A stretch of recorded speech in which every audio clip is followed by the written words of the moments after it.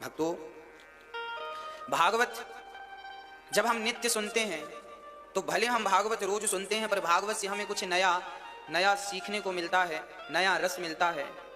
भाई हमने कल भी रोटी खाई, आज भी रोटी खाई, कल भी अच्छी लगी थी, आज भी अच्छी लगी, कल खाएंगे कल भी अच्छी लगेगी, परसों खाएंगे परसों भी, कल भी पानी पिया था हमने अच्छा लगा था, आज भी पानी पिया अच्छा लगा, कल भी पिएंगे अच्छा लगेगा। जैसे भोजन में हमें नित्य नया स्वाद मिलता है, जैसे जल में हमें नित्य नया स्वाद मिलता है। और बात तो सच्ची यह है कि स्वाद भोजन में नहीं होता, स्वाद भूख में होता है। पानी में स्वाद नहीं होता, प्यास में स्वाद होता है। जितनी प्यास अधिक लगेगी उतना स्वाद मिलेगा पानी में, जितनी भूख अधिक लगेगी उतना स्वाद मिलेगा भोजन में। उसी प्रकार जितना अधिक प्रेम होगा भगवान से उतनी ही स्वादिष्ट कथा हमें लगेगी, जितना प्रेम होगा उतना स्वाद मिलेगा। यदि स्वाद लेना है कथा का तो हमें क्या बनना पड़ेगा? प्रेमी बनना पड़ेगा। कल कथा में, कल कुंभ के पावन चरणों में कल कथा पूरी हुई, आज फिर कथा प्रारंभ हो गई। आपने कल भी कथा सुनी, आज भी कथा सुन रहे हैं, तो कल भी आपने कुछ सीखा था, आज भी आप कुछ सीखेंगे। कथा हम प्राणी मात्र का कल्याण करने के लिए है, सिखाने के लिए है। जैसे रोज रोज रोज रोज रोज रोज कपड़े में साबुन लगाने से उसका दाग सदा सदा के लिए मिट जाता है, उसी प्रकार नित्य कथा श्रवण करने से, बार बार कथा सुनने से हमारे भीतर जो जन्म जन्म के पापों के दाग लगे हैं, ये पापों के दाग समाप्त हो जाते हैं। हमने जो पाप किए हैं किसी जन्म में, वो भागवत श्रवण करने मात्र से धुल जाते हैं। इसलिए लिखा है, सदा सेव्या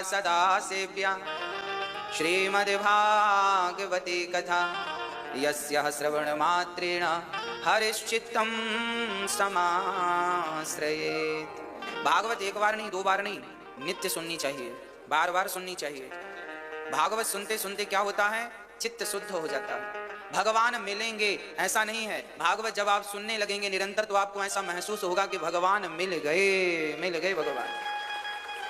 भगवान मिलेंगे। ये तो वो सोचते हैं जिन्होंने कथा सुननी स्टार्ट नहीं की, वो इस उम्मीद से कथा सुनते हैं कि भगवान मिलेंगे, पर जो कथा सुनने लग जाते हैं वो मिलेंगे नहीं, मिल गए, यह भाव जागता है, मिल गए भगवान, भगवान प्राप्त हो गए। इस दृष्टि को, इस विचार को, मैं जिस विचारधारा की बात कर रहा हूं, मैं जिस सोच की बात कर रहा हूं, मैं जिस दृष्टिकोण की बात कर रहा हूं, मैं जिस नजरिए की बात कर रहा हूं, इस दृष्टिकोण, इस नजरिए, इस विचार तक पहुंचने के लिए आपको कथाएं सुननी पड़ेंगी। जब आप निरंतर कथाएं सुनेंगे तो आपका भी यही नजरिया हो जाएगा, सर्वम खल्विदम ब्रह्म। जहां देखो, अब मुझे क्या लगने लगा है? मुझे तो ये लगने लगा है कि सब, ये बात तो शास्त्रों में लिखी है, मैंने आपको लाख बार सुनाई है, वह चीज मैं सुनाता था, अब फील करने लगा हूं, महसूस करने लगा हूं, वो चीजें दिखने लग गई हैं। जब बच्चा पहली बार हारमोनियम बजाता है ना, तो उसे सारे गामा पाधा निसा याद करता है। फिर उसे कोई गाना बजाना हो ना, कोई भी गाना बजाना हो तो उससे सही नहीं बजता शुरुआत में, पर जब वो संगीत का मर्मज्ञ हो जाता है, संगीत को जानने लगता है, संगीत उसके रक्त में चला जाता है, तो फिर वो अपने आप उसमें चीजें दिखने लगती हैं कि अब ये भजन यहां से इस नोट से निकलेगा, अपने आप उंगलियां वहीं जाती हैं। हाँ या ना? है ना? शुरू में नहीं लगता, शुरू में निकलता नहीं। हम सारे गामा पाधा निसा बजाते तो हैं, सारे गामा पाधा निसा, हम कोई गाना गाएं, अब जैसे हमको बजाना है गोविंद, ये हारमोनियम में हमें बजाना है, तो शुरुआत में ना हमसे नहीं बजेगा, कहीं कहीं जाएगा सुर, पर जब हम संगीत सीखते रहेंगे तो अपने आप हमें दिखने लगेगा कि गो यहाँ से निकलेगा, विंद यहाँ से निकलेगा, मेरो यहाँ से निकलेगा, ये बटन से ये निकलेगा, ये अपने आप दिखता है। मेरी माँ, कहने का अर्थ ये है कि जब आप उसमें घुस जाते हैं तो अपने आप सब चीजें दिखने लगती हैं। अभी मैं कहता हूं कि भगवान कण कण में है, आप सुन लेते हैं, मैं सुना लेता हूं, परंतु जब आप उस भक्ति की गहराई में प्रवेश कर जाएंगे तो परमात्मा कण कण में है, फिर ये कहने की बात नहीं है, फिर दिखने लगेगी हर चीजें। हाँ है, सब दिखता है, सब दिखता है। जैसे डॉक्टर को दिखता है कि इस नस के बाद ये नस है, इस नस के बाद ये नस है, इसके बाद ये है, हमें तो नहीं दिखता कि किसके बाद क्या है, पर डॉक्टर को सब दिखता है, क्योंकि वो अंदर बाहर सब जानता है, पढ़ाई की है, देखा है, सब जानता है, कैसे शरीर काम करता है, कैसे हार्मोन्स काम करते हैं, डॉक्टर सब जानते हैं। बस धीरे धीरे नॉलेज होता है, धीरे धीरे। उसी प्रकार परमात्मा का पहले कथाएं सुनिए, पहले कीर्तन करिए, फिर धीरे धीरे अनुभूति होने लग जाएगी, अनुभव होने लग जाएगा, धीरे धीरे करत करत अभ्यास के धीरे धीरे स्टेप बाय स्टेप, सीढ़ी बाय सीढ़ी चलते चलिए, अनुभव होने लग जाएगा। आज मैं एक और राज की बात बता दूं मेरी माँ, ये संसार में जो दिख रहा है वो भी भगवान है, और जो देख रहा है वो भी भगवान है। दृष्टा भी भगवान और दृश्य भी भगवान। सब वही। ये तो कहने की बातें हैं कि मैं खा रहा हूं, मैं नहीं खा रहा हूं, मेरे द्वारा परमात्मा ही ग्रहण कर रहा है। मैं भोग रहा हूं, मैं नहीं भोग रहा हूं, मेरे द्वारा परमात्मा भोग रहा है। मैं हंस रहा हूं, मैं नहीं हंस रहा हूं, मेरे द्वारा परमात्मा हंस रहे हैं। मैं बोल रहा हूं, मैं नहीं बोल रहा हूं, मेरे द्वारा परमात्मा बोल रहे हैं। इस सृष्टि में यदि मैं कुछ कह रहा हूं, ये जो मैं कह रहा हूं इस समय में, ये भी परमात्मा ही कहलाने वाले हैं और कहने वाले हैं, वही सुनने वाले हैं, वही सुनाने वाले हैं। हम और आप, हमारा और आपका कोई अस्तित्व नहीं है। परमात्मा हमें नचा रहे हैं और हम नाच रहे हैं। सब ईश्वरवम खलविदम ब्रह्मा सर्वम विष्णुमयम जगत, सारा कुछ भगवानमय है, सी राममय सब जग जानी। सब ईश्वरमय है, कुछ नहीं, उसके अतिरिक्त कुछ भी नहीं। क्या बताएं हम आपको। व्यास जी महाराज ने दिव्य ग्रंथ लिखा है, 18,000 श्लोक, 335 अध्याय। इस सुंदर से ग्रंथ में सुंदर सी माला पिरोकर ठाकुर जी के चरणों में पहनाई है। भागवत जी 6 अध्यायों का महात्म्य पहले व्यास जी महाराज ने पद्म पुराण में लिखा। भागवत जी की महिमा क्या है, आओ जरा सुनते हैं भागवत जी की महिमा क्या है। भगवान ही सत्य है, कोई हम थोड़ी सत्य हैं भाई। घड़ा और माटी, घड़ा और मिट्टी, इन दोनों में सत्य क्या है और असत्य क्या है, आपसे पूछ रहा हूं, बताइए। मिट्टी क्या है, घड़ा क्या है? घड़ा असत्य है, जबकि मिट्टी, हाँ, क्योंकि घड़ा में मिट्टी है।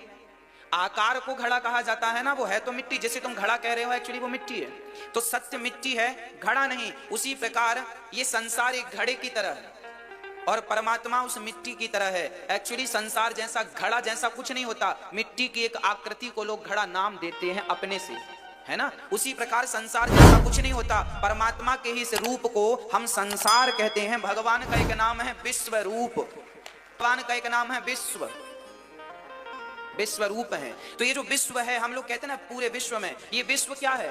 विश्व एक्चुअली परमात्मा का नाम विश्व है। तो विश्व कौन बना? घड़ा कौन बना? घड़ा कौन बना? मिट्टी बनी। उसी प्रकार विश्व कौन बना? परमात्मा। तो हम जिसे संसार कह रहे हैं, जिसे हम विश्व कह रहे हैं, एक्चुअली वो विश्व जैसा कुछ नहीं है। वो तो परमात्मा ही विश्व के जैसा प्रतीत हो रहा है। मिट्टी ही घड़े के जैसे प्रतीत हो रही है, घड़ा जैसा कुछ नहीं है। घड़ा असत्य है, मिट्टी सत्य है, संसार असत्य है, परमात्मा सत्य है। हाँ, मेरी माँ बात समझ में आ रही है? इसलिए हम और आप मिथ्या हैं। हमारे और आपके भीतर जो देखने की शक्ति है, सुनने की, बोलने की, ये शक्ति परमात्मा है, वो सत्य है। ईश्वर सत्य है, हम मिथ्या। हमारे भीतर भी ईश्वर है, काम कर रहा है, वही सत्य है, बाकी सब मिथ्या। अर्थ क्या हुआ? अर्थ यह हुआ कि तुझ में राम, मुझ में राम, खड़ग खंभ में राम, जहां देखो सहरी व्यापक सर्वत्र समाना, प्रेम ते प्रकट हो ही मैं जाना। जैसे दही के कणकण में मक्खन तो है, पर जब तक मंथन ना हो प्रकट नहीं होता। उसी प्रकार कणकण में परमात्मा तो है, जब तक भक्ति ना हो तब तक प्रकट नहीं होता। क्या करें हम? कोई विरला व्यक्ति ऐसा है जो उस कण-कण में छिपे हुए परमात्मा को पहचान पाता है। कोई 135 करोड़ में कोई होगा, कोई जो उस कण-कण में बैठे परमात्मा को देख लेगा। अच्छा तुम यहाँ छिपे हो और हम तुम्हें सब जगह ढूंढ रहे थे। अच्छा तुम यहाँ, अब पता चला तुम यहाँ हो। हम जिसे सब जगह ढूंढते हैं वो सब जगह छिपा बैठा, हम देखते नहीं। लुका छिपी का खेल खेला है बचपन में आप लोगों ने? हम ढूंढा करते थे, हमारे मित्र छिप जाया करते थे। पहला ये, दूसरा ये, तीसरा ये, निकलो बाहर, है ना। हम छिप जाते थे, अब मित्र ढूंढता था। हम बाजू में छिपे हैं, कंबल ओढ़े, उसे लग रहा है कपड़े रखे हैं, वो देख के चला जाता है, कोई नहीं, हम वहीं छिपे, हम उसको देख रहे हैं छिप करके, पर वो हमें नहीं देख रहा। बस यही लुका छिपी परमात्मा तुम्हारे और हमारे संग खेल रहे हैं। वो भी आसपास छिपा है, वो हमें तो बराबर देख रहा है, पर तुम और हम ढूंढ ही नहीं पा रहे हैं वो कहाँ छिपा बैठा है। वो कहाँ छिपा है? बोले सबके भीतर बैठा है, सबके बाहर है, सब जगह सर्वत्र है। देख लो, यदि ज्ञान है तो देख लो। ईश्वर सत्य है, ब्रह्म सत्यम सच्चिदानंद रूपाय। सच्चित, वह परमात्मा सिर्फ सत्य नहीं है, सिर्फ सत्य नहीं है, चित स्वरूप है, वह दिव्य प्रकाश स्वरूप है। आज शरीर, आज हम सबके भीतर जो भी प्रकाश है, देखने का प्रकाश, सुनने का प्रकाश, हम सब प्रकाशित हैं। तो ये जो प्रकाश है, जो एनर्जी है, जो आत्मा है, वो कौन है? वह परमात्मा है। परमात्मा ही प्रकाश बन करके विद्यमान है। सच्चिदानंद रूपाय, भगवान का तीसरा रूप है आनंद। तीसरे रूप में भगवान कैसे बैठे हैं? आनंद स्वरूप।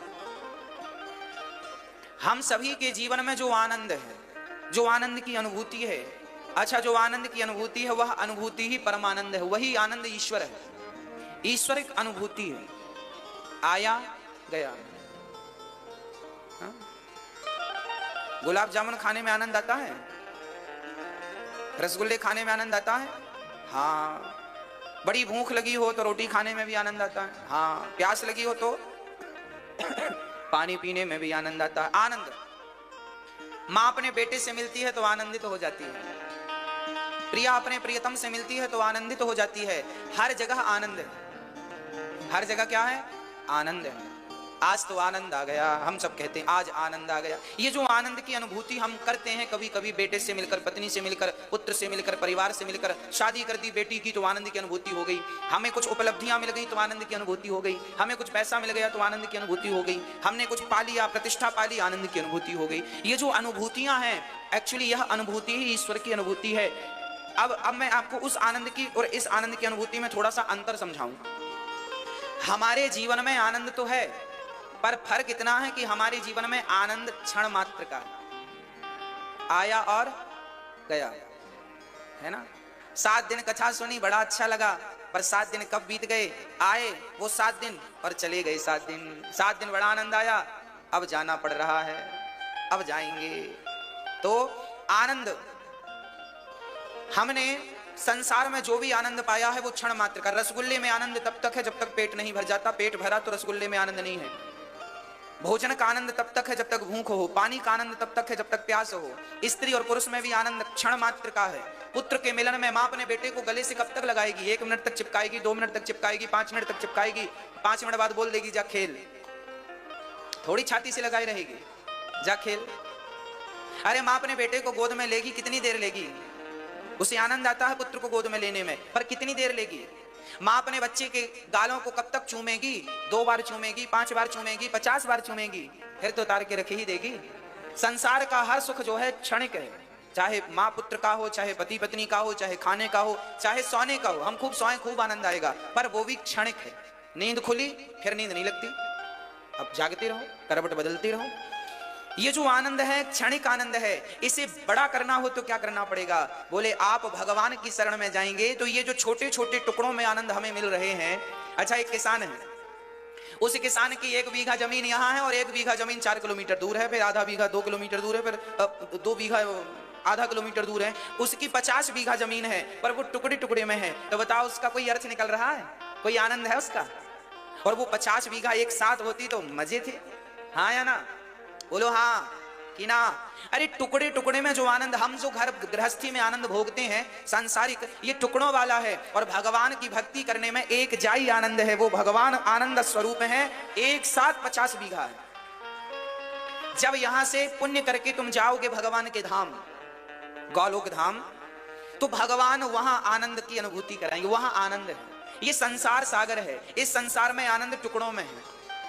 अच्छा आप बताओ, आपके परिवार में, आपकी गृहस्थी में 3.5 घंटे हम आपको रोज कथा सुनाते हैं 7 दिन तक, और आप जब से सुनते हैं जब तक आरती नहीं हो जाती तब तक आपको आनंद का अनुभव होता है, हाँ या ना? कथा में इतना लंबा आनंद संसार में आज तक आपने किसी भी सब्जेक्ट में पाया हो तो मुझे बताओ। 3.5 घंटा आप कथा नित्य सुनते हैं, आपको 3.5 घंटा पता नहीं चलता, मतलब आनंद की अनुभूति होती रहती। आनंद आ रहा है इस कथा में, इस प्रसंग में, इस दृष्टांत में, इस भजन में आनंद आ गया। ये आनंद 3.5 घंटा रोज आता है, कंटिन्यू आ रहा है। आप बताइए रेगुलर 3.5 घंटा आपको घर में कहां आनंद आता है?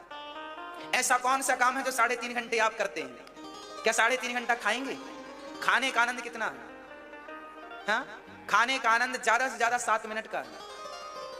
हाँ, पहला निवाला ज्यादा आनंद दिया था, दूसरा और कम, तीसरा और कम, चौथा और कम। जितना खाते जाओगे आनंद कम होता जाएगा, हाँ या ना? 3.5 घंटा बताओ कहां आनंद है? कहीं नहीं, ना तो पत्नी में, ना पुत्र में, ना परिवार में, ना कहीं।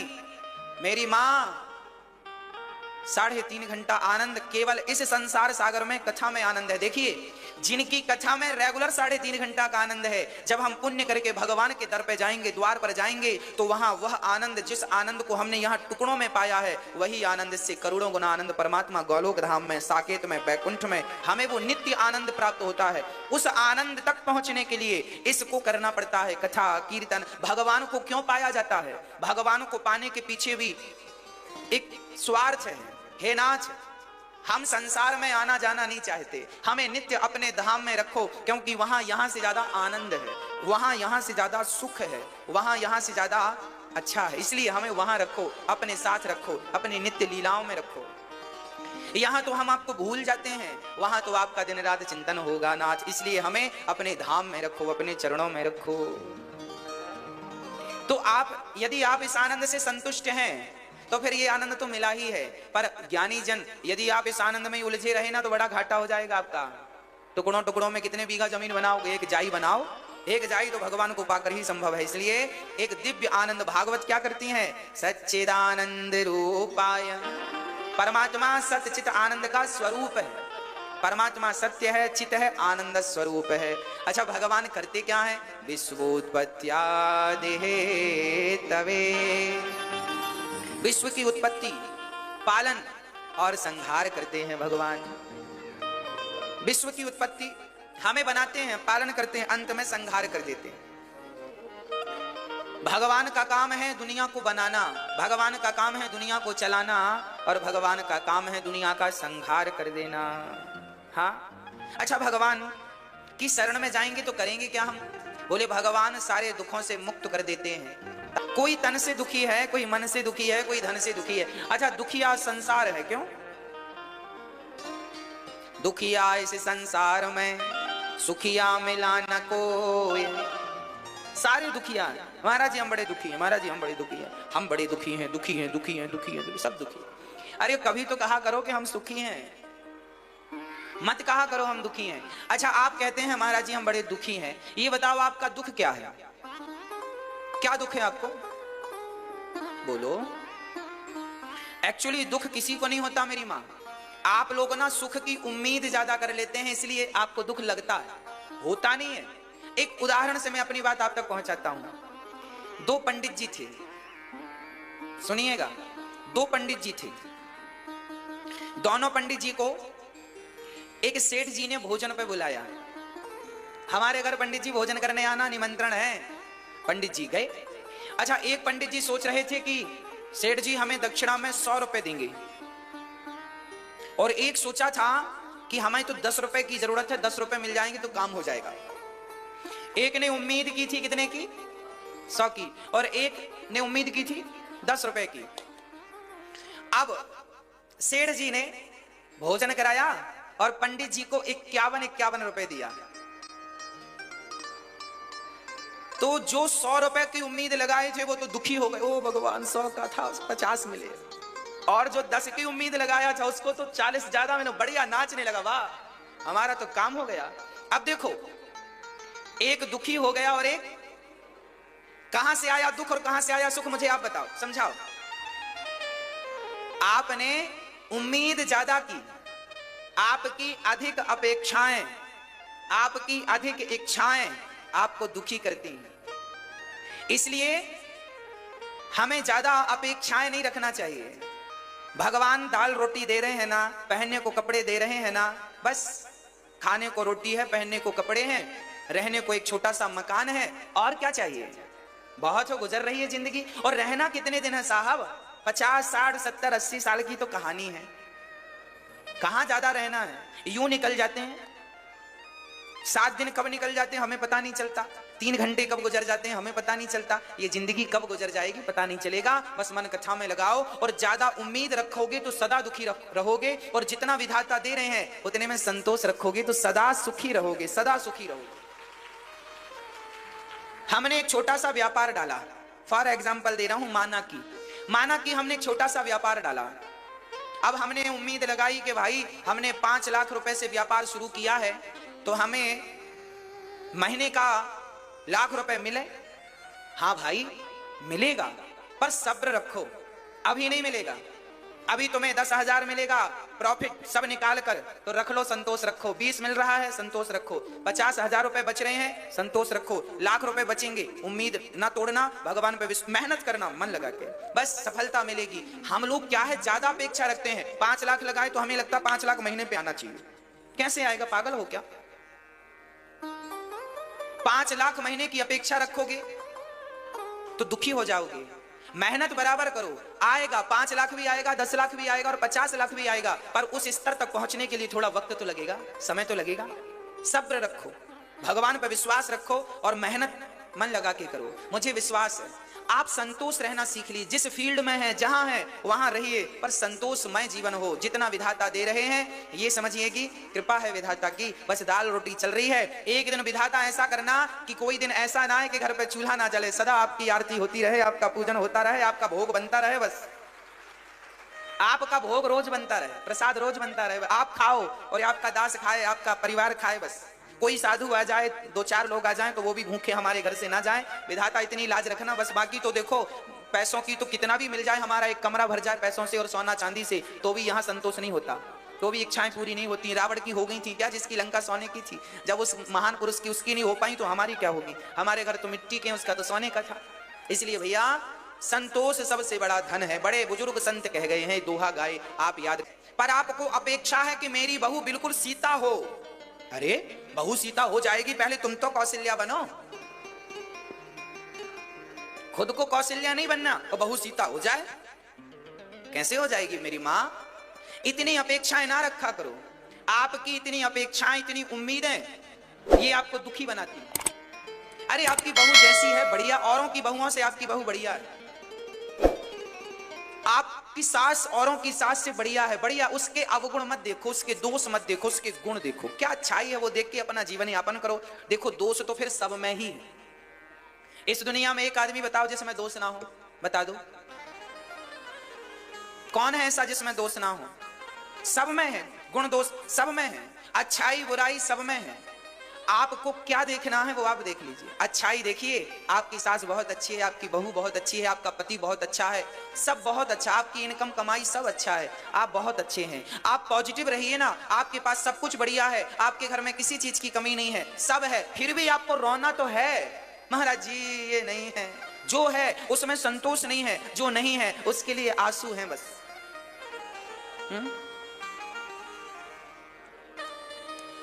एक आदमी का एक पांव टूट गया, रोने लगा, हे भगवान एक पांव टूट गया, हे भगवान हमें लंगड़ा कर दिया। मैंने बुलाया यहाँ आओ। मैंने कहा जब दोनों पांव थे तब तुमने भगवान का धन्यवाद दिया? हे भगवान बहुत धन्यवाद, आपने पांव दिए, हम दौड़ते हैं, और अब टूट गया तो शिकायत करने आ गए? हाँ, अरे जब दोनों थे तब क्या धन्यवाद दिया? नहीं दिया। जब परमात्मा ने सब दिया था तब तो धन्यवाद नहीं दिया, अब कुछ कमी रह गई तो तुम शिकायत करने चले गए। इसलिए जो है वो बहुत ठीक है। यदि एक पांव नहीं है तो भी विधाता का धन्यवाद दो कि कम से कम एक तो है, एक तो है। हम यदि 1000 रुपए की साड़ी नहीं पहन पाते, 200 रुपए की साड़ी पहनते हैं तो भी भगवान को धन्यवाद दो, प्रभु हम 200 की साड़ी पहनते हैं, इसका धन्यवाद। समाज में वो लोग भी हैं जो 200 की क्या आप अपनी उतार के देते हैं तो लोग पहन लेते हैं, उनसे तो अच्छे हैं कि आप खरीद के 200 की पहनते हैं। अरे समाज को आपने देखा नहीं है, लोग एक एक रोटी को तड़प रहे हैं और आपको जितना दिया उसके बाद भी शिकायत है, फिर भी रोना है। कब मिटेगी शिकायतें? कब बनोगे अमीर? परमात्मा ने सबको अमीर बनाया है, तुम जबरदस्ती रो रहे हो तो कोई क्या करे? कुछ कमी नहीं है किसी के घर में, फिर भी रोना है तो रो क्या करे? इसका क्या इलाज है? ना भगवान की तरफ इसका इलाज है, ना मेरे पास इसका कोई इलाज है। इसलिए जितना विधाता ने दिया है उसमें संतोष रखा करो। बहुत दिया है, बहुत है, कमी नहीं है, बहुत है भाई, बहुत है। देखा करो अपने से नीचे वालों को। आइए जरा भगवान का हम धन्यवाद देते हैं। सदा धन्यवाद दीजिए। आंखें दी हैं इसका, कान दिया है इसका, भगवान का नाम जपो। जो दे दें बढ़िया है, ना दें बढ़िया है। हाँ, भगवान का धन्यवाद करते हैं। आज जो है वो मेरी मेहनत का नहीं है। हमसे ज्यादा तो मेहनत मजदूर लोग करते हैं। परंतु वो ना बढ़िया सा पहन पाते हैं, ना बढ़िया सा खा पाते हैं। आप बढ़िया पहनते हो, बढ़िया खाते हो, क्यों? मेहनत तो वो ज्यादा करते हैं आपसे। मेरी मां जिस पर कृपा विधाता की हो वो आज सुखी है। आप जहां हो, आप मजदूर हो तो भी आप प्रसन्न रहना, ईश्वर का धन्यवाद देना कि विधाता शायद मैं इस योग्य भी नहीं था जो योग्यता आपने दी। हर प्रकार से संतुष्ट रहो, हर प्रकार से खुश रहो, औरों से बेहतर हो आप। भगवान सारे दुखों को दूर करते हैं। तापत्रय विनाशाय, जो भगवान की शरण में चला जाता है, भगवान की शरण में जो गया, भगवान उसका सारा दुख दूर कर देते हैं, सारा दुख समाप्त कर दिया। ऐसे भगवान को जो हमारे सारे दुखों को दूर करते हैं, ऐसे भगवान को राधा सहित श्री कृष्ण को हम प्रणाम करते हैं। सुखदेव भगवान का प्राकट्य हुआ, सुखदेव जी जन्म लेते ही भगवान का चिंतन करने, भजन करने चल पड़े। ऐसे सुखदेव भगवान सर्वभूत हृदय मुनि मानतोस्मि, ऐसे सुखदेव भगवान को प्रणाम करते हैं। आइए चलते हैं नैमिषारण्य, जहां 88,000 संत बैठे हैं और सारे संत केवल भगवत चर्चा करने के लिए बैठे हैं, भगवान की कथा सुनने और सुनाने के लिए। वहीं सूत जी का प्राकट्य हुआ। सूत जी आए, सभी संतों ने खड़े होकर अभिवादन किया और प्रश्न किया कि गुरुदेव हमें कथा सुनाइए, ऐसी कथा सुनाइए जिससे भक्ति ज्ञान विराग आपतो विवेको वर्धते महान, माया मोह निरासश्च, माया मोह से हम निवृत्त हो जाएं। मैया कथा हमें माया मोह से छुड़ाती है।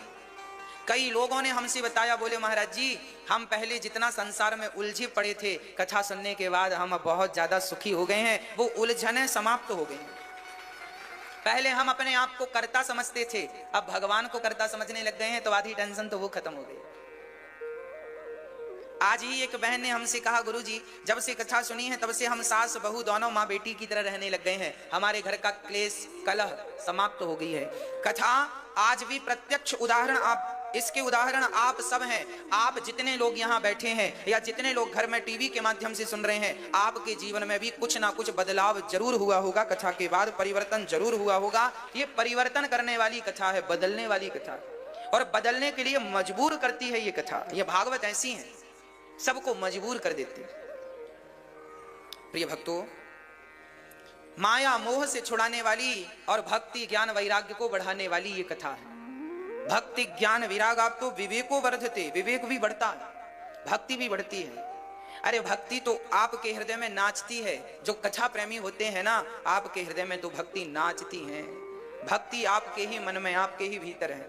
इसलिए आप ऐसी कथा सुनाइए सूत जी जिससे कृष्ण की प्राप्ति हो जाए। भागवत कृष्ण की प्राप्ति कराएगी ऐसा वचन नहीं है। भागवत सुनने वाले को कृष्ण की प्राप्ति होगी, हो गई, बस हो गई। कृष्ण मिलेंगे, मिलेंगे नहीं, मिल गए।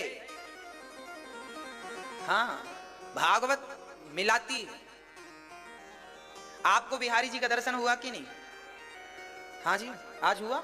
हाँ, तो देखो कथा सुनने आए और कथा सुनी, तो कथा का फल क्या है? बोले कथा भगवान का दर्शन कराती है, सो आपको दर्शन हो गए भगवान के। यही तो कथा का फल है, यही फल है, भगवान की प्राप्ति कराती है। प्रिय भक्तों, एक बार यह भागवत की कथा देवराज इंद्र ने सुनने का मन बनाया। शुक ताल में राजा परीक्षित को सुखदेव भगवान कथा सुना रहे थे। उसी क्षण देवराज इंद्र अमृत का कलश लेकर आए और कहने लगे कि हमें ये भागवतामृत सुनाओ, कथा हमें सुनाओ और कथा के बदले ये अमृत राजा परीक्षित को पिलाओ। सुखदेव जी ने विचार करके कहा, क्वा स्वधा क्व कथा लोके क्व कांचा क्व मणिर महान। कहां कांच का टुकड़ा और कहां मणि। अरे कांच के टुकड़े से मणि का क्या हिसाब है? आपके स्वर्ग का अमृत कांच के टुकड़े की तरह है और कथामृत तो मणि की तरह है। स्वर्ग का अमृत पीने से सिर्फ अमरता मिलती होगी, पर कथामृत का कोई पान कर ले तो उसे भगवान मिल जाते हैं, जो कि अमरता से भी कई गुना श्रेष्ठ है। स्वर्ग का अमृत कोई पिए तो स्वर्ग मिले, पर कथामृत कोई पी ले तो स्वर्ग नहीं, सीधे साकेत गौलोक प्राप्त होता है। ये ठाकुर जी की कथा गौलोक प्रदान करने वाली है ना भक्तों। इंद्र ने कथा नहीं सुनी, सुखदेव जी ने इंद्र को भी अधिकारी ना समझा और कथा परीक्षित को पिलाई। जब 7 दिन की कथा सुनकर परीक्षित का उद्धार हुआ, तब राजा इंद्र को आश्चर्य हुआ। अरे भागवत सुनकर के तर गया, परीक्षित तर गए। एक तराजू बांधी, उसके एक पलड़े पर भागवत को रखा, दूसरे पलड़े पर तमाम स्वर्ग के सुखों को रखा और तौल कर देखा तो भागवत जी का पलड़ा भारी था, स्वर्ग के सुख तो हवा में झूल रहे थे। इंद्र बोले, प्रभु भागवत जी में इतना वजन कि स्वर्ग का सुख भी फीका पड़ गया। तब भागवत से भगवान प्रकट हो गए। इंद्र, तुम भागवत से स्वर्ग का सुख नहीं तौल रहे हो, तुम हमसे तौल रहे हो, क्योंकि भगवान कहते हैं कि मैं और भागवत दो नहीं है, प्रत्यक्ष कृष्ण एव ही, भगवान ही भागवत है और भागवत ही भगवान है। भगवान इस भागवत में सदा विराजते हैं।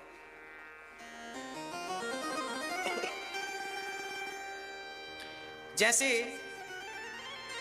गुलाब के पुष्प में खुशबू सदा के लिए विराजमान है, चमेली के पुष्प में खुशबू सदा के लिए विराजमान है, उसी तरह से भागवत में भगवान सदा के लिए विराजमान है। यदि गुलाब की खुशबू लेना हो तो गुलाब को उठाओ और इसकी खुशबू का आनंद ले लो। उसी प्रकार भगवान का आनंद लेना है तो भागवत सुनो, भगवान का आनंद अपने आप प्राप्त हो जाएगा। भगवान की अनुभूति, भगवान की खुशबू, जैसे गुलाब से गुलाब की खुशबू निकलती है, ऐसे भागवत से भगवान की खुशबू निकलती है। भगवान प्रकट होते हैं इस भागवत से। हाँ प्रिय भक्तों, भगवान प्रकट हो गए, इंद्र का अहंकार समाप्त हुआ। इंद्र ने कहा, प्रभु क्षमा कीजिएगा, हमने अपमान कर दिया। एक बार यह भागवत देवर्षि नारद जी भी सुनते हैं। एक बार नारद जी समस्त तीर्थों का भ्रमण करते करते पहुंचे और सारी जगह गए, तीर्थों में गए। नारद जी भी देखने जाते हैं कहां क्या चल रहा है, शांति है या नहीं। नारद जी सारे तीर्थों का भ्रमण करते रहते हैं, देखते रहते हैं शांति है कि नहीं, क्या चल रहा है तीर्थों में। लोग तीर्थ आ रहे हैं कि तीर्थ पे कुछ और विचार लेके आ रहे हैं। नारद जी देखे कहीं शांति नहीं। आज लोग तीर्थ जाते हैं तो वहां जाकर भी झगड़ा करते रहते हैं। हाँ, एक मैया बद्रीनाथ जी चली गई। अब बद्रीनाथ जी गई, वहां वो चप्पल बाहर उतार दी और वापस आई तो चप्पल नहीं मिली।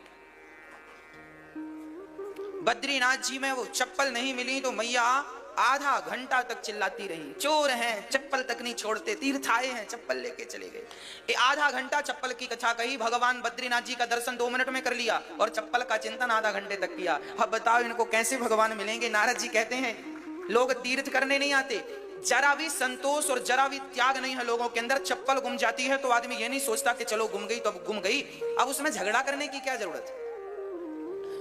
इसलिए चप्पल जूते ज्यादा महंगे नहीं खरीदने चाहिए। पर कलयुग का प्रभाव देखिएगा, कलयुग का प्रभाव देखिएगा। हमारी माताएं अपने बालों में लोहे की वो लगाती हैं, वो 5 रुपए की आती है बाल बांधने की।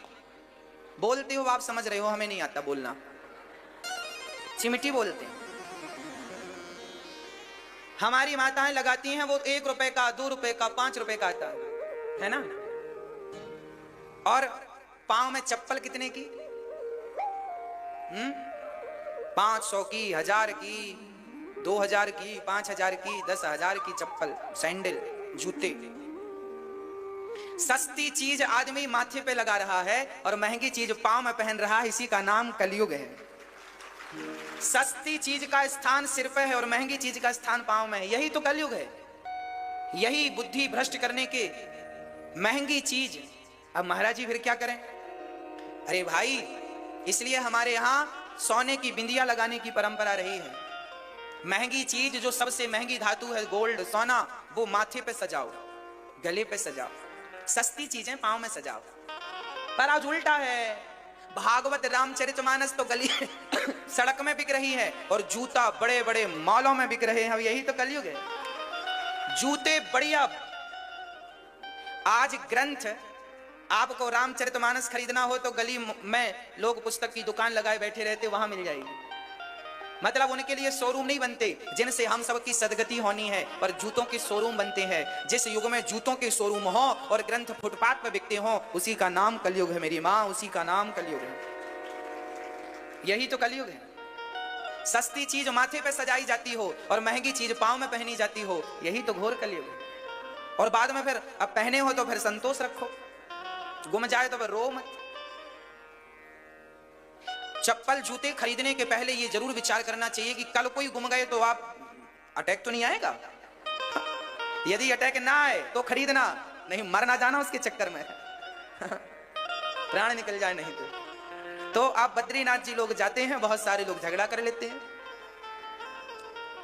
बिहारी जी का दर्शन करने जाते हैं, बहुत सारे लोग झगड़ा कर लेते हैं।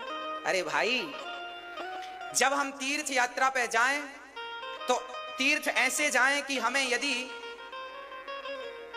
रोटी नहीं मिले तो भी हम भूखे रह लेंगे, हमें कोई व्यवस्था नहीं मिली तो भी हम रह लेंगे, पैदल चलना हो तो चल लेंगे। मतलब अपने आप को बिल्कुल मजबूत करके, कोई गाली दे तो सह लेंगे, क्योंकि तीर्थ यात्रा पे जा रहे हैं। झगड़ा तो बहुत कर लिया है, अब उन्हीं पापों का फल भोगने जा रहे हैं, उन्हीं पापों को धुलने जा रहे हैं। और जहां धुलने गए वहां और पाप कर लिया तो वो कहां धुलोगे? फिर घर में किए हुए पाप तो तीर्थों में धुल जाएंगे, पर तीर्थों में करोगे वो कहां धुलोगे? कहां? उसके लिए कहां जाओगे? इसलिए जीवन में थोड़ा सा त्याग हो, थोड़ी सी तपस्या हो। क्या हो मेरी मां? तपस्या। तपस्वी जीवन हो। सुख सुविधाओं को कभी कभी छोड़ के देखा करो, है ना। हम बहुत सुख सुविधाओं में रहते हैं, पर कभी कभी इनका सारी सुख सुविधाओं का त्याग किया करो, अपने आप को तपाया करो। यही तपस्या है। माता सीता जंगल में जब राम जी ने उन्हें वनवास भेजा, लव कुश उन्होंने बच्चे प्रकट किए, वो जंगल में लकड़ियां तोड़ने जाती थी। चप्पल नहीं थी, नंगे पांव लकड़ियां तोड़ती, गट्ठा बनाती, सिर पे रखती। और आज सीता जी लकड़ियां जंगल से लेकर आती और अपने बच्चों को स्वावलंबी बनाती। हर चीज सुख सुविधाओं में नहीं है मेरी मां। थोड़ी सा सुख सुविधाओं से हट करके जीवन जियो, थोड़ा सा त्याग भरा जीवन हो, तपस्या भरा जीवन हो। हर बात पर झगड़ा ना हो, हर बात पर दुख ना हो, प्रसन्नता हो। चलो कोई बात नहीं। नारद जी ने देखा पुष्कर, प्रयाग, काशी, गोदावरी, हरिक्षेत्र, कुरुक्षेत्र, सारे तीर्थों में शांति नहीं। तब नारद जी गृहस्थों के घर चले गए। शायद आपके घर शांति हो तो आपके घर शांति नहीं, आप लोगों के घर भी झगड़ा चल रहा था। कहां शांति है आजकल? हर जगह विवाद है, हर जगह झगड़ा है। साधुओं में देखने को मिलता है, एक साधु ने दूसरे साधु का मर्डर कर दिया इसलिए ताकि उसकी संपत्ति इनको मिल जाए, ये वहां के महंत बन जाए।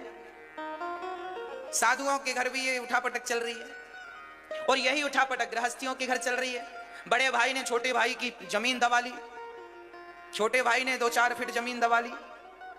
अब छोटा भाई मांगे, भैया आपने हमारी जमीन पे कब्जा कर लिया। अरे तेरा भाई हूं मैं, तो भाई केवल हड़पने के लिए हो? हड़पने के लिए हो? अच्छा, समाज में ये देखा जाता है, घर परिवार में जो भाई ज्यादा सीधा होता है ना, उस भाई को उसके चतुर भाई ज्यादा परेशान करते हैं। सीधे का कहीं घर दबा लेंगे, कहीं प्लॉट दबा लेंगे, कहीं जगह दबा लेंगे, कहीं ये ले लेंगे, कहीं और लेके देंगे नहीं।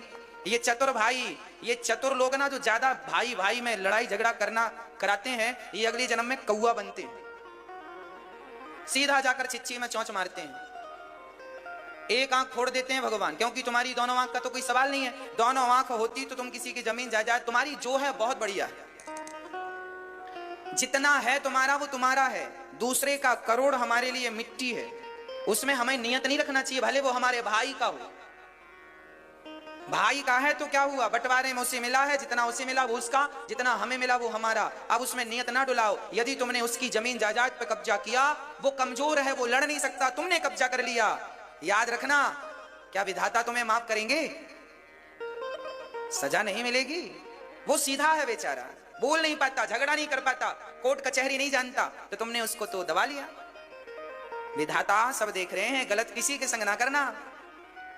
जैसा करोगे वैसा भरोगे। आज तुम्हें अच्छा लग रहा है कि हाँ तुमने ज्यादा संपदा पाली, ज्यादा पा लिया, कल को रोना पड़ेगा। विधाता तो सब जान रहे हैं, विधाता तो सब देख रहे हैं, इसलिए गलत ना हो किसी के साथ। नारद जी ने देखा यही सब गलत चल रहा है। तरुणी प्रभुता गेहे श्याल को बुद्धिदायका। तरुणी आजकल नई नई बहुओं की चलती है, बूढ़ी माँ की कोई पूछ नहीं। आजकल भाई भाई में विवाद चल रहा है। हिंदुस्तान में जितने कोर्ट कचहरी हैं मेरी माँ, इन कोर्ट कचहरियों की फाइलें जाकर देखो, अधिकांश झगड़ा भाई भाई का है। सारी फाइलें भाई भाई के, या तो मंदिरों के झगड़े हैं या तो भाई भाई के झगड़े हैं। सबसे ज्यादा झगड़े भारत में यही हैं, भाई का भाई से झगड़ा है, विवाद चल रहा प्रॉपर्टी में, बस वो निपट लड़ रहे हैं। दोनों भाई लड़ते थे, अब दोनों मर गए, दोनों के बच्चे लड़ रहे हैं। ये लो, लड़ते लड़ते तुम चले गए, लड़ते लड़ते तुम्हारी संतान चली जाएगी। ये तुम दे के गए हो, ये तुम अपनी औलाद को, बच्चों को ये दे के गए हो, झगड़े दे के गए हो, विरासत में झगड़े मिल रहे हैं। क्या कहोगे? यही कलयुग है मेरी मां। श्री सुखदेव भगवान कहते हैं, सूत जी भगवान कहते हैं, सुनो तरुण, पति पत्नी में झगड़ा चल रहा है और आजकल रिश्ते नहीं होते मेरी मां, आजकल सौदा होता है। आजकल तो बच्चे बिकते हैं, 25 लाख में बिकेगा ये छोरा, 10 लाख में बिकता है, 50 लाख में बिकता है, 1 करोड़ में बिक जाता है। आजकल के बच्चे बिकते हैं, लड़की वाले खरीद लेते हैं, शादी दहेज दे दिया, खरीद लिया। आजकल तो बच्चे बिकाऊ हैं। पहले संबंध होते थे, सौदा नहीं होता था। याद रखना, जिससे हम संबंध करने जा रहे हैं, जिसको समधी, समधी का अर्थ क्या होता? हमारे यहां लड़की के पिता और लड़के के पिता दोनों को क्या बोला जाता है? समधी। समधी का तात्पर्य क्या है? समधी, जहां दोनों की विचारधाराएं सम हो, बराबर हो, दोनों की क्या समान हो? विचारधाराओं में समानता हो। लड़की की विचारधारा लड़के की विचारधारा से मिलती हो और लड़की के पिता की विचारधारा लड़के के पिता के विचारधारा से मैच करती हो। जहां विचार मिलते थे वहीं विवाह होता था और उसी को समधी कहा जाता था। पर आजकल तो विचारों का और विचारधाराओं का कोई नहीं। साहब पैसा है तो बात करो, हमारा छोरा तो 25 लाख का है, बताओ तुम्हारी औकात हो तो 25 दो और छोरा ले लो। आज तो माँ बाप सीधी बोली लगाते हैं, 25 का है, 25 से 1 रुपए कम नहीं लूंगा। ऐसा लगता है जैसे वो सब्जी भाजी नहीं बेचता बाजार में। साहब मैं तो ज्यादा से ज्यादा 8 रुपए किलो आलू दूंगा। नहीं साहब 7 रुपए दे दो। नहीं नहीं 7 तो मैंने खरीदे, 1 रुपए तो कमाऊंगा, 8 दूंगा। ऐसे ये लड़के का बाप बोलता है मैं 25 लाख लूंगा। अब बताओ, जहां लड़के बेचे जाते हों, जहां लड़के खरीदे जाते हों, वहां सुख कहां होगा? वो संबंध कितने दिन चलेंगे जो संबंध विचारों से नहीं बने, जो पैसों से बने हैं, जबकि रिश्ते विचारों से होते हैं। संबंध विचारों के हैं, पैसों के संबंध नहीं है। क्या करोगे अब? नारद जी ने जब ये दुर्दशा देखी तो नारद जी के रोंगटे खड़े हो गए। नारद जी उदास होकर वृंदावन आए और वृंदावन में देखा कि एक 16 वर्ष की कन्या रो रही है और एक बूढ़ा इस तरफ और एक बूढ़ा इस तरफ सो रहा है, उदास है, खिन्न है। तब नारद जी ने कहा, देवी तुम कौन हो? तब उस कन्या ने चरण पकड़ के कहा, तो ये ऐसे क्यों है? बोले महाराज जब से कलयुग आया तब से मेरी ये दुर्दशा हो गई। भक्ति ज्ञान, भक्ति तो फिर भी ठीक है, ज्ञान वैराग्य का कोई ग्राहक नहीं है, दोनों बुढ़े हो गए। इसलिए कहाँ भक्ति प्रकट होती है? हृदय में। भक्ति का स्थान ये है। उत्पन्ना द्रवणे, यहाँ प्रकट हुई। ये द्रवण देश हृदय है। कर्नाटके गता, कर्नाटक क्या है? बोली कानों से सुनी हुई कथा, जब आप कथा को सुनेंगे तो भक्ति बड़ी होगी, बढ़ेगी। वृद्धिम कर्नाटके गता। क्वचित क्वचिन महाराष्ट्र, महाराष्ट्र में कहीं कहीं भक्ति का सम्मान है तो कहीं बिल्कुल सम्मान नहीं है। ये महाराष्ट्र क्या है? हमारा शरीर ही महाराष्ट्र है। इस शरीर से कोई भजन करता है तो कोई भजन नहीं करता। और गुजरे जीर्णताम गता, गुजरात क्या है? गुजर गई रातें भजन के बिना, गुजरात यही है। गुजरात का अर्थ करिए क्या होता? गुजरात, गुजर गई रातें भजन के बिना। जितना समय आपने भजन के बिना समय खराब कर दिया, उस समय की कोई वैल्यू नहीं है। वो समय गया, व्यर्थ गया। भजन किया होता, भगवत चिंतन किया होता तो समय सार्थक होता, पर भगवत चिंतन किया नहीं तो समय व्यर्थ चला गया। उस समय की कोई वैल्यू नहीं है। इसलिए आपसे प्रार्थना है, अपने हर क्षण को भगवत चिंतन में लगाइएगा। 1 मिनट भी आपके व्यर्थ नहीं जाने चाहिए। हर क्षण अच्छा सोचिए, हर क्षण अच्छा करिए, हर क्षण अच्छे विचार लाइए, अच्छी योजनाएं बनाइए, अच्छा काम करिए। हर क्षण कुछ कुछ सोचिए, करिए, पढ़िए, व्यर्थ ना गवाइए। व्यर्थ के कामों को मत करिए। किसी की निंदा, किसी की आलोचना, किसी के बारे में कुछ सोचना, इससे हमें कोई फायदा नहीं, हमें इससे कुछ नहीं मिलने वाला। आज हम लोग जितना समय दूसरों का पांव पकड़ के खींचने में लगाते हैं, उतना ही समय अपने पांव को आगे रखने में लगाएं तो हम बहुत आगे चले जाएं। पर अपना पांव तो आगे रखते नहीं है, दूसरों का पांव पीछे करते हैं, इसमें समय खर्च होता है। इसलिए लोग अपनी तरक्की नहीं कर पाते। लोग यही देखते रहते हैं, फलाना ऐसा है, फलाना वैसा, वो तो ऐसा, वो तो वैसी, यही देख। अरे तुम कैसे हो ये देखो। अपने को देखता नहीं है, दूसरों को देखता रहता। खुद कुछ करता नहीं, दूसरा कुछ करता है तो वो कमियां ढूंढते रहते। कमियां। और मेरी मां, कमियां देखने वालों ने तो माता सीता में भी कमियां निकाल दी। कमियां देखने वालों ने तो माता सीता में भी कमियां निकाल दी। हमारी कमियां कोई देखेगा तो 1 करोड़ कमियां हम में निकल आएंगी, आप में कोई कमी देखेगा तो आप में भी निकल आएंगी। मेरी मां, यदि कमी देखना है तो कमियां तो हम में बहुत हैं। 1-2 हो तो गिनाए, करोड़ों हैं, आप गिन लो, करोड़ों निकलेंगी हमारे भीतर। तो हम क्या करेंगे किसी की कमियां देखकर? आप में ये कमी है, हम क्या करेंगे इस चीज को देखकर? हमने इसको नोटिस भी कर लिया कि आप में ये कमी है, चलिए हमने आपकी उन्नति के लिए बता दिया, भाई ये कमी आप ठीक कर लो, अच्छे हो जाओगे, बता दिया, बात खत्म। अब हम आपकी कमियां देख के पड़ोसी से कहें, सुनो उसमें तो ये कमी है, ऐसा है, वैसा है, लोगों को बड़ा स्वाद मिलता है। हमारी माताएं तो भूखी प्यासी खड़ी रहती हैं दरवाजे में और वो बातचीत करती रहती हैं, उनको बड़ा स्वाद मिलता है। 1-1 घंटे निकल जाते हैं। बूढ़े लोगों को गांव में देखो, नुक्कड़ में बैठ करके लोग बस यही चर्चा करते हैं, फलाना ऐसा, फलाना वैसा। हमने एक देखा, एक सज्जन हमारे परिचित के हैं, वो सड़क के पास मंदिर है, सामने से सड़क है, गाड़ियां निकलती हैं, तो वो मंदिर में आकर बैठते हैं और सबको देखते हैं, ये कौन गया, अच्छा फलाना गांव का वो गया, अच्छा अच्छा। थोड़ी देर बाद दूसरी मोटरसाइकिल निकली, अच्छा अच्छा ये वो है, वो गए। वो पूरा दिन यही देखता है ये कौन जा रहा, जबकि वो जिसको देख रहा वो तो पलट के देखता नहीं किसी को, बस ये बैठा बैठा उसको देखता रहता, ये गया, वो फलाने गांव का है, वो फलाने गांव का है, वो फलाने के लड़के का लड़का है, वो पूरी जन्म पत्री इनके पास है। अब पूछो जरा इनसे, इसमें तुम्हारा फायदा क्या है? वो गया, उसका नाती गया, फलाने गांव का गया, तुम्हें क्या मिल रहा? तुम क्यों अपना समय नष्ट कर रहे हो? क्या करना हमें, कौन जा रहा है, कौन आ रहा है? आप अपने समय का सदुपयोग कीजिए, ना कि दुरुपयोग कीजिए। संभालिए, सुधारिए अपनी इन गंदी आदतों को, अच्छे बनिए। अपने में आंख बंद कीजिए। यदि आपके पास बहुत समय है, आप दूसरों को देख रहे हैं, तो मत देखिए दूसरों को, आप केवल भगवान का चिंतन करिए। केवल आंख बंद कीजिए, भगवान का चिंतन करिए, यही समय का सदुपयोग है। या तो उठकर अपना कुछ काम करिए, नहीं तो फिर भगवत चिंतन करिए। व्यर्थ में समय मत गवाइए। ये जो वक्त है, आज है, कल नहीं रहेगा, कल नहीं रहेगा, कल नहीं रहेगा, ये याद रखिए। समय एक बार मिलता है, बार बार नहीं मिलता। पुरुष बली नहीं होता है, समय होत बलवान, भीलन गोपी लूट लई, वही अर्जुन वहीवान। इस दुनिया में सबसे कीमती क्या है मैया? ओ मेरी माँ, सबसे कीमती क्या है? समय। समय फिर मिलेगा नहीं मिलेगा कोई नहीं जानता। समय है, समय समय पर होता है, समय समय की बात। राम जन्म का दिन बड़ा और कृष्ण जन्म की रात। समय है, वो भी आपका ही समय था जब आप 5 किलोमीटर 10 किलोमीटर दौड़ लेते थे, और ये भी आपका समय है जब 10 कदम चलते हो तो लाठी का सहारा लेके चलना पड़ता है, और वो भी हिलते डुलते चलते हो। ये भी तुम्हारा ही समय है। वो भी तुम्हारा समय था जब तुम 10-10 रोटियां पचाने की ताकत रखते थे। ये भी तुम्हारा समय है कि आधी रोटी नहीं पच रही है। समय है, ये भी तुम्हारा समय है, वो भी तुम्हारा समय है। एक समय वो था जब आपके सामने 50 लोग खड़े हुआ करते थे, आपके साथ सब कोई खड़ा होता था, वो भी एक समय था। और आज आप बुला रहे हैं कि भैया प्यास लगी है, जरा पानी दे दो, तो कोई सुनता नहीं है, ये भी एक समय है। कोई पानी देने वाला नहीं है, और तब एक आवाज में 50 लोग इकट्ठे हो जाते थे। वो भी तुम्हारा ही समय था, और ये भी तुम्हारा ही वक्त है। ये वक्त जो है मेरी माँ, ये समय जो है, इस समय को जिसने पहचान लिया वो जरूर महान बनेगा। और समय का जिसने दुरुपयोग किया है, वो ना घर का रहा है ना घाट का रहा है। समय की कीमत क्या है, समय को पहचानना सीख लो, समय का सदुपयोग करना सीख लो, बस यही समय है, केवल समय।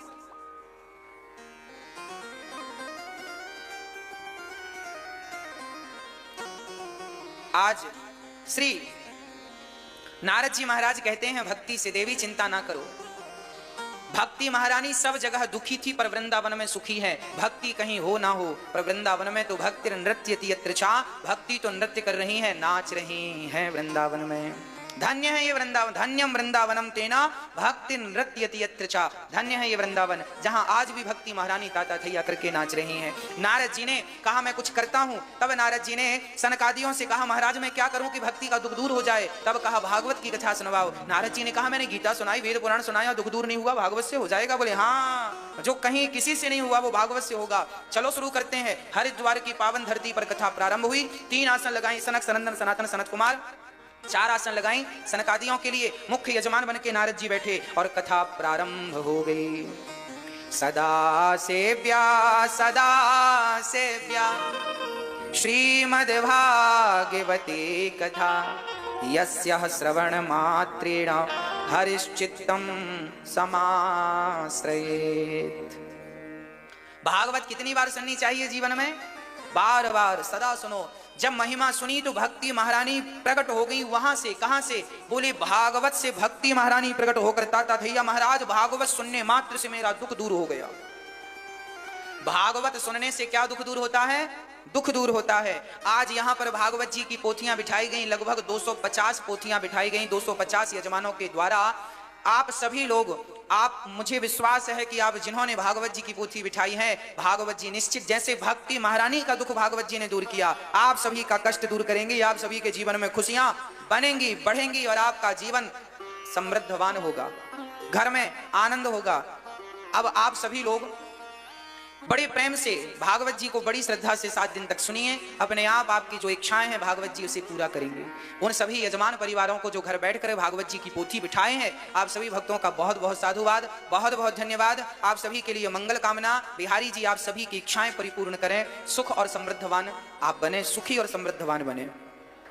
अगला अष्टोत्तर 11 मार्च से होगा। महाशिवरात्रि के दिन से अष्टोत्तर प्रारंभ होगा। फिर से 108 पोथियां अष्टोत्तर में भागवत जी की बैठेंगी। जो लोग आगे अष्टोत्तर पाठ कराना चाहें भागवत जी की पोथी से, अपना और अपने पूर्वजों का कल्याण कराना चाहें, तो आगे के सत्र से आप जुड़ सकते हैं। प्रिय भक्तों, नारद जी महाराज बड़े प्रेम से कथा सुन रहे हैं और एक पंडित जी थे, आत्मदेव उनका नाम था। बड़े प्रेम से अपना जीवन यापन करते थे। आत्मदेवः पुरे तस्मिन् सर्ववेद विशारदा। ऐसे पंडित जी जिनका नाम आत्मदेव था, उनकी पत्नी का नाम श्रीमती धुंधली था। इनके कोई संतान नहीं थी, इसलिए ये बड़े परेशान रहा करते थे। एक दिन गांव के लोगों ने ताना मारा कि इनके तो बेटा नहीं है, तो आत्मदेव जी घर छोड़कर जंगल चले गए मरने के लिए। अब जीकर क्या करूंगा, लोग ताने मारते हैं। अच्छा, जिनके बच्चा नहीं होता ना, उनको लोग ताना बहुत मारते हैं, इसके बेटा नहीं है, बेटा नहीं है, बेटा नहीं है। बूढ़ी बूढ़ी माताएं बहुत ताना मारती हैं, बहू के तो बेटा नहीं है, तुम्हारी बहू के तो बेटा नहीं है। अरे तुम्हारी बहू के तो बेटा है, तो तुमने कौन सा गढ़ जीत लिया? बहू के बेटा नहीं, क्या करोगी बेटे का? अरे जो परमात्मा दे रहे हैं संतोष रखो, नहीं दिया इसमें भी तुम्हारी कोई भलाई ही होगी। जो परमात्मा हमें नहीं देते उसमें हमारी भलाई होती है। जो करते हैं भगवान वो अच्छे के लिए करते हैं। इस संसार में जो हो रहा है वो भी अच्छा हो रहा है, जो हुआ है वो भी अच्छा हुआ, और जो कल को जो होगा अच्छा होगा। आप ये ना कहा करो कि भगवान ने आपके साथ गलत कर दिया। कुछ गलत नहीं किया भगवान ने, सब बढ़िया। अरे किसी के खाते में बेटे हैं, किसी के खाते में बेटे नहीं हैं। जिनके सिर पे कर्जा है तो कर्जा उतारने बेटा आया है, जिसके सिर पे कर्जा नहीं है तो कर्जा उतारने बच्चा नहीं आया। जिनके सिर पे कर्जा होता है उनकी संतान होती है, जिनके सिर पे कर्जा नहीं होता उनकी संतान नहीं होती। तो आप बिना कर्जे के, अब बताओ कर्जीला आदमी ज्यादा अच्छा माना गया है कि बिना कर्जे का? हाँ, बिना कर्जे का ज्यादा अच्छा। लेकिन लोग रोते हैं सबको देख देख के उनके है। अरे उनके कर्जा है, तुम बिना कर्जे वाले तुम क्यों रोते हो? पर देखा देखी में लगता है कि भाई उनके है तो हमारा भी होना चाहिए। यही तो माया है, जो तुम्हारे लिए भगवान अच्छा करते हैं उसमें भी तुम दुखी ही चाहते हो, हमें मिल जाए मिल जाए। क्या करोगे? जिनके बच्चे हैं वो बेचारी माताएं भाग भाग के वृंदावन आ जाती हैं। 4-4, 3-3, 2-2 बच्चे हैं, एक रोटी तक नहीं देते बुढ़ापे में। क्या करोगे बच्चों को पाकर? गिलास भर पानी की उम्मीद नहीं कर सकते बच्चों से आप। जो बच्चे सेवा करते हैं मैं उन बच्चों को प्रणाम करता हूं। जो सेवा नहीं करते, अपनी माँ बाप का सम्मान नहीं करते, मैं उनसे निवेदन कर रहा हूं सेवा किया करो। और मेरी माँ बेटों के लिए ना रोया करो। मीराबाई के भी पुत्र नहीं था पर वो भी रोती थी। फर्क इतना है कि आप पुत्र के लिए रोती हो, वो भगवान के लिए रोती थी। पुत्र के लिए रोने वाली तो मर गई और उसके बाद कोई जाना नहीं, पर भगवान के लिए रोने वाली जब गई तो दुनिया आज तक नाम जपती है कि मीराबाई जैसा प्रेम मेरे भीतर आ जाए, मीरा जैसा भक्त, मेरी मीरा जैसी भक्ति मेरे भीतर आ जाए। आज भी मीरा का नाम लेकर मेरी वाणी शुद्ध हो जाती है। क्या बताएं हम, क्या करोगे बच्चों का, क्या करोगे बेटों का। इस संसार में बेटा पाने हमारा जन्म नहीं हुआ, ये तो माया है भगवान की। जो आता है ना, ये माया का जाल ऐसा है, सब उलझ जाते हैं। क्या करो भगवान की, मम माया दुरत्तया, बड़ी प्रबल माया है भगवान की, इससे छूटना भी बड़ा कठिन है। क्या करोगे। पर मैं आपको निवेदन करता हूं कि बेटों के लिए रोया ना करो। बहुत लोग ऐसे हैं जिन्होंने बिना बेटे के भगवान को पाया है, कितने लोग हैं, और बेटों से कुछ नहीं होता। एक संतोष मिलता है कि चलो बेटा हो गया, लोगों का नहीं तो मुंह चलता रहता, बेटा नहीं हुआ, बेटा नहीं हुआ। किसी आदमी, किसी पुरुष, कोई पुरुष कहीं जाकर बैठे ना तो उसके दोस्त यार मजे लेते रहते हैं, अरे इसका तो बेटा नहीं हो रहा है, इसका तो बच्चा नहीं हो रहा है। उसके मनोबल को लोग तोड़ते रहते हैं, अरे ये तो बाप नहीं बन पाया, ये तो बाप बन नहीं सकता, इसका तो ऐसे ही है। अब नाना प्रकार की बातें करके उसका मनोबल तोड़ देते हैं। वो बेचारा जीता जागता चलता फिरता मुर्दा बन जाता है। लोग इतने ताने मारते हैं, पता नहीं ये थिंकिंग कब जाएगी। बेटा बेटा क्या करोगे बेटों का। ये समाज इतनी पढ़ी लिखी होने के बाद भी मूर्खों की तरह व्यवहार होता है, मूर्खों की तरह बातें होती हैं। चार लोग जहां बैठते हैं भगवत चर्चा नहीं करते, काम की चर्चा नहीं करते कि कोई बढ़िया अपने कल्याण की बात करें, अपने बिजनेस व्यापार को आगे बढ़ाने की बात करें। वो दूसरों की टांग पकड़ के खींचते हैं, इसके बेटा नहीं है। चार लोग बैठेंगे तो यही बात करेंगे, इसके पास क्या है और क्या नहीं।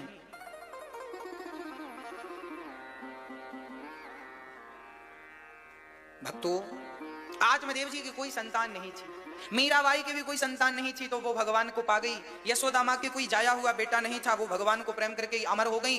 कितने लोग हैं। नरसिंह मेहता का बेटा था, नरसिंह मेहता का बेटा मर गया। लोगों ने कहा नरसिंह तेरा बेटा मर गया, रोएगा नहीं। नरसिंह बोले भगवान बहुत बड़ी कृपा करी, मेरा बेटा था तो थोड़ी बहुत चिंता उसकी भी लगी रहती थी, अब तो नहीं रहा, भगवान के घर गया, अब तो आनंद से भगवान का दिन रात चिंतन करूंगा। ऐसे नरसिंह मेहता थे। ऐसी विचारधारा आत्म कल्याण करती है। बेटा आपके 10 भी हों और 25 और 50 हों, तो ऐसे बेटों का करोगे क्या। इसलिए आत्मदेव जी घर से गए। एक महात्मा जी बोले क्या हुआ, बोले महाराज मेरे बेटा नहीं है। संत जी बड़े हंसे, बेटा तो मेरा भी नहीं है, देख मैं साधु आदमी, मेरा कौन सा बेटा। स्वामी विवेकानंद जी के कौन से बेटा था, स्वामी श्री कृपात्री जी महाराज के कौन सा बेटा था। तुलसीदास जी के बेटे का नाम बताओ, तुलसीदास जी के बेटे का नाम क्या है, कबीरदास जी के बेटे का नाम क्या है, सूरदास जी के बेटे का नाम क्या है। इनके बेटा इटा हुआ ही नहीं। अरे बिना बेटे के देखो आज अमर हो गए, और आपको लगता है कि आपका बेटा होगा तब आप अमर होएंगे। बिना बेटों के अमर हो गए ये सब। आत्मदेव जी रोने लगे। संत बोले बेटा नहीं है तो रोता क्यों है महाराज, मुझे तो बेटा दे दो। संत जी से कहने लगे आत्मदेव जी बेटा दो, बेटा दो, बेटा। जब जिद किया तो संत जी ने एक फल निकाला, पढ़ा दे दिया, जाओ पत्नी को खिलाना, बेटा होगा। आत्मदेव जी दौड़े दौड़े अपनी पत्नी के पास, धुंधली धुंधली धुंधली क्या हुआ, अरे बेटा होगा, फल खा लो। धुंधली जल्दी खाओ। धुंधली ने विचार किया फल खाऊंगी मैं, गर्भवती हो गई तो मुझे बड़ा कष्ट उठाना पड़ेगा, विचार करके खाऊं। पति से कह दिया मैं काम कर लूं फिर खाऊंगी, पूजा करके खाऊंगी। अब धुंधली ने फल को सामने रखा, विचार करने लगी खाऊं कि ना खाऊं, खाऊं कि ना खाऊं, खाऊं क्यों नहीं खाएगी। पड़ोसन आ गई, क्या हुआ बहन, अरे पति फल लेके आए हैं, कह रहे हैं खाओ, खाओगी तो बेटा होगा। पड़ोसन बोली तो खा लो, बेटा होगा, अच्छी बात है। अरे बहन तुम नहीं जानती हो बेटा होने में कई बार स्त्रियां मर जाती हो, कहीं मैं मर गई तो। मैं मरना नहीं चाहती। अच्छा आत्मदेव जी से बढ़िया तो धुंधली थी, बेटे के लिए रो नहीं रही थी कम से कम। अच्छा उसने कहा अच्छा चलो मैं नहीं मरी और कहीं बच्चा, मैं गर्भवती हुई, मेरा पेट बड़ा हुआ और तभी मेरे घर में आग लग गई तो भागूंगी कैसे। बड़ा पेट होगा मैं भाग पाऊंगी क्या। अब लो भाई आग लगे क्यों, कोई ऐसा सोचता है क्या। धुंधली सोचती है, नाम उसका धुंधली है। और तो सब ठीक है, यदि मेरे घर में चोर घुस गए तो मैं भागूंगी कैसे, चोरों के डर से। अभी कम से कम भाग तो जाती हूं। मैं नहीं खाऊंगी बहन, और मैंने सुना है कि वो गर्भवती स्त्रियों का पेट बड़ा हो जाता है। ना ना मेरा पेट फिट वाला ठीक है, बड़का अच्छा नहीं रहेगा मेरे लिए। बोले ना मैं बिल्कुल नहीं खाऊंगी। अब तो खा ही नहीं, और फल खिला दिया गौ माता को। तो गौ माता ने वो संत का प्रसाद खाया तो गाय गर्भवती हो गई समय पर, और गाय के गर्भ में बछड़ा नहीं है बच्चा है। और धुंधली ने अब सोचा कि मेरे पति पूछेंगे फल खिलाया था, बेटा कहाँ है? तो धुंधली पेट में झूठ मूठ का कपड़ा बांध के घूमने लग गई ताकि दुनिया को कह सके कि मैं गर्भवती हूं। उसकी बहन गर्भवती थी। धुंधली की बहन के बेटे को पैसे देकर खरीद लिया और उस बच्चे को खरीदा। जब उसकी बहन को बेटा हुआ तो खरीद लिया, पैसे दे दिए। नाम क्या रखा? बोले मेरा नाम धुंधली, तो बेटे का नाम धुंधकारी। धुंधकारी नाम रखा, पैसों से खरीद लिया। कि गाय को भी एक बच्चा हुआ, नाम रखा गौकर्ण। कान गाय की तरह थे, शरीर देवताओं की तरह, इसलिए नाम गौकर्ण। गौकर्ण पंडितो ज्ञानी धुंधकारी महाखला। गौकर्ण जी बड़े विद्वान पंडित हुए, ज्ञानी हुए, और धुंधकारी महादुष्ट हुआ, मूर्ख हुआ। एक दिन धुंधकारी अपनी माँ से कहता है माँ पैसे दे दो। माँ ने निकाल कर दे दिया। तो वो पैसे लेकर के गया और जुआ खेल के आया। फिर मांगा, माँ ने फिर दे दिया। फिर जुआ खेला, फिर दिया, फिर जुआ खेला, फिर शराब पिया, माँ ने फिर दिया। पैसा दे दे के धुंधली ने अपने पुत्र को बिगाड़ दिया और महान दुष्ट व्यक्ति बना। एक दिन तो बड़ा होकर, जब बड़ा हो गया धुंधकारी, शराबी बन गया, जुआड़ी बन गया, गंजेड़ी बन गया, सारे दुष्कर्म उसके थे। एक दिन पिता के पास गया, पिताजी पैसा दो। अब पिताजी बोले बेटा कहां से लाए? तुमने तो सारा गवा दिया। ना ना, कहीं से लाओ पर पैसा दो। पिता ने पैसा नहीं दिया तो धुंधकारी ने लाठी उठाई और अपने बाप की पीठ में 4 लाठियां बढ़िया तरीके से जमाई। आत्मदेव जी रोने लगे, हे विधाता, जब बेटा नहीं हुआ तब भी हमें रोना पड़ा और आज बेटा हो गया तो भी हमें, ये देखो ये लड्डू है ही ऐसा, जो खाए वो पछताए और जो ना खाए वो पछताए। तो आपको खा के पछताना है कि बिना खाए? अब आप देख लो आपके हिसाब से। बेटा जिनके नहीं है वो भी रो रहे हैं और बच्चे जिनके हैं वो भी रो रहे हैं। जिनके बच्चे सेवा करते हैं वो माँ बाप आज बहुत सुखी हैं और उन्हीं का माँ बाप होना सफल है। जिनके बच्चे सेवा कर रहे हैं उनका माँ बाप होना भी सफल नहीं हुआ, जिनके बच्चे गिलास भर पानी नहीं दे रहे। हाँ, इसलिए सफल वही माँ बाप हैं जो अपने बच्चों को संस्कार दे पाए। असफल हो गए वो माँ बाप जो अपने बच्चों को संस्कार भी ना दे पाए। फेल हो गए वो माता पिता। श्री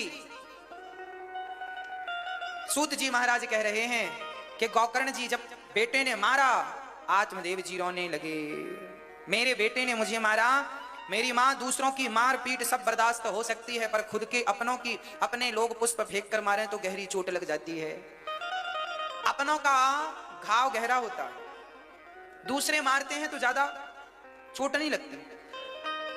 पिटता तो लोहा भी है और पिटता तो सोना भी है, पर सोना पिटता है सोनार के घर में तो पड़ोसन को या पड़ोसी को सुनाई कुछ नहीं पड़ता, और लोहार के घर लोहा पिटता है तो पूरा मोहल्ला सुनता है। लोहा, एक दिन सोने ने लोहा से कहा यार पिटता मैं भी हूं, पिटता तू भी है, पर तू चिल्लाता बहुत है। तब लोहे ने कहा सोना तुम दर्द क्या जानो, तुम्हें पीटने वाली हथौड़ी जो होती है वो लोहे की होती है, तुम सोना हो और पीटने वाला लोहा है, और हम लोहा ऐसे हैं कि हमें कोई गैर नहीं, लोहे को लोहा ही पीटता है इसलिए दर्द ज्यादा होता है। अपनों ने लूटा है हमें, गैरों में कहां दम था, और हमारी किस्ती तो वहां डूबी जहां पानी कम था। अपनों की चोट खाई है क्या करें, अपनों ने मार लगाई है, लोहे को लोहे ने पीटा है। एक बार जंगल ने कुल्हाड़ी से कहा, जंगल ने कुल्हाड़ी से कहा कुल्हाड़ी तुमने हमें क्यों काट दिया, जंगल के जंगल तुमने वीरान कर दिए, क्या बिगाड़ा था हमने तुम्हारा। तब कुल्हाड़ी से आवाज आई कि जंगल काटने का किस्सा ही ना होता या तो कुल्हाड़ी के पीछे लकड़ी का हिस्सा ना होता। यदि हम तुम्हें काटती हैं तो सपोर्ट तुम्हारे अपने ही मेरा करते हैं, अपनों के सपोर्ट के बिना याद रखना इस दुनिया में किसी के घर भी चोरी होगी तो चोरी बिना घर के भेदी के हो नहीं सकती। हाँ, अपनों ने लूटा है। राम को वनवास भेजने वाले कोई पड़ोसी थोड़ी थे, राम को वनवास भेजने वाले, राम के जीवन में दुख का सैलाब छोड़ने वाले कोई गैर थोड़ी थे। खुद की मां थी, खुद की मां कैकेयी मां थी। भगवान कृष्ण पर अत्याचार करने वाला मामा कोई पराया था क्या, बोलो। माता देवकी का भाई ही तो था, ताऊ जी का बेटा सगा था, कोई गैर नहीं था। अपनों ने लूटा है हमें। अरे द्रौपदी की साड़ी खींचने वाले भरी सभा में कोई पड़ोसी थोड़ी थे, कोई दुश्मन थोड़ी थे, खुद के सगे देवर थे। दुशासन देवर ही तो था, दुर्योधन देवर ही तो था। इस दुनिया में जब जब सताया है गैरों ने नहीं मेरी मां, अपनों ने सताया है। इसलिए आज धुंधकारी ये कोई गैर थोड़ी है, इसी को पाल पोस के बड़ा किया, इसके लिए रोते थे भगवान एक बेटा दे दे, एक बेटा दे दे, और दिया तो आज ये लाठियां मार रहा है। इसलिए मैं कहता हूं, आपको सावधान करता हूं, बेटा बेटी से सुख की अपेक्षा ना रखना, संसार में सुख की अपेक्षा ना रखना। बस भगवान ही सुख दे सकते हैं, तुम्हें दे सकते हैं, तो भगवान का नाम जपा करो, भगवान में मन लगाया करो, यही तुम्हारे अपने हैं। एक सज्जन ने हमसे कहा, महाराज जी भगवान तो दिखते नहीं है। हमने कहा, सुनो, जब कोई नहीं दिखता तब वही दिखते हैं। जब कोई नहीं दिखता, हाँ जी, लोग कहते हैं भगवान दिखते नहीं, जंगल में फंसोगे, जब कोई नहीं होगा तो भगवान बचा लो इस बार, कल से नहीं आएंगे, पर भगवान ही दिखते हैं। अभी तो सब लोग हैं, तो फिर भगवान की जरूरत नहीं है, तो फिर कहते हो भगवान नहीं दिखते, नहीं दिखते, नहीं दिखते। वही दिखते हैं और कोई दिखता ही नहीं। हमें तो वही दिख रहे हैं, आप में भी वही है, इनमें भी वही है, इनमें भी वही है, और ये भी वही है। हरि व्यापक सर्वत्र समान, सब में वही। हमें तो उसके सिवा कुछ नजर नहीं आता। अब आपको पता नहीं क्या क्या नजर आता है, इसलिए वही दिखते हैं बस। आत्मदेव जी आज रो पड़े, और आज रोए हैं ना, आज हृदय से सिसक सिसक कर रोए हैं। मेरे उस संतान ने, मेरे उस बेटे ने मार लगाई, जिससे मैंने बड़ी उम्मीदें लगा रखी थी। मेरा बेटा, मेरा बेटा, मेरा बेटा, जिसको मैं बेटा बेटा कहते हुए कभी थकता नहीं था, उसी बेटे ने लाठियां बरसा दी, आज उसी बेटे ने मार लगाई है।